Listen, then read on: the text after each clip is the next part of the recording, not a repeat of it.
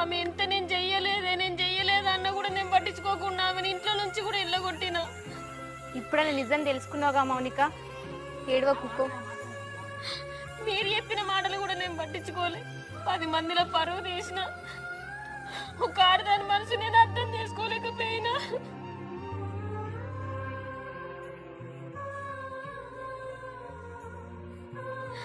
నేను నా ఆడబిడ్డ మంచిదని నేను నిరూపించాలి. నేను అబ్బగారి తరపున నిలబడి నేను నా బిడ్డ లెక్క చూసుకోవాలి.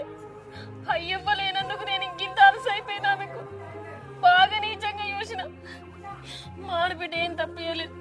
నేను ఇప్పుడు నమ్మిన అంత నేనే పొరపాటు పడ్డా. నాదే తప్పు. సమయానికి మా ఆయన కూడా ఇంట్లో లేడు. ఫోన్ చేస్తే స్విచ్ ఆఫ్ వస్తుంది. పర్రి అక్క దగ్గరికి వెళ్ళి ఈ నిజం మీద చూపెట్టి అక్క నన్న కప్పే.